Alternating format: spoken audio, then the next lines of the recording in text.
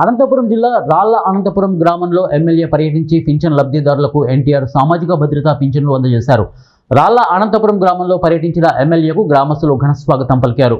గత వైసీపీలో అరాచక పాలన కొనసాగించారని, సంక్షేమ పథకాలు అడిగితే కార్యకర్తలను కేసులు పెట్టి వేధించారని ఎమ్మెల్యే అన్నారు.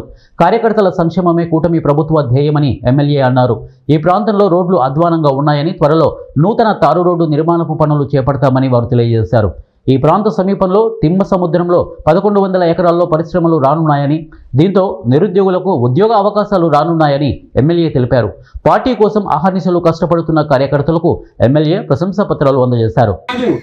ఏదో అటు ఇటు ఉండే పార్క్ కాదు, ఆ పార్కు 1000 ఎకరాల మనకి భూమి ఉన్నా ఏ ఒక్క మీరు అన్నట్టు ఏ ఒక్క ఆ భూమికి రోడ్డు సౌకర్యం లేదు, ఎక్కడ కూడా రోడ్డు లేదు. అలాంటి భూమిలో కూడా మనకి పరిశ్రమలు వస్తున్నాయి.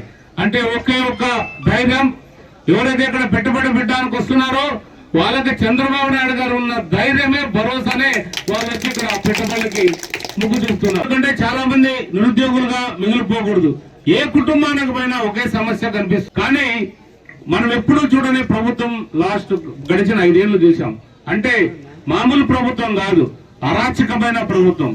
అంటే 19 నుంచి 24 వరకు పూర్తిగా అభివృద్ధి లేకపోగా దౌర్జన్యాలకు పాల్పడుతూ ఎక్కడికక్కడ ఎవరిని పడితే వాళ్ళని, మామూలు ప్రజలు ఎవరన్నా వాళ్ళని క్వశ్చన్ చేసేప్పుడని ఒక తల్లి అడిగినట్లు ఇంకా చాలా మంది అడుగుతారు.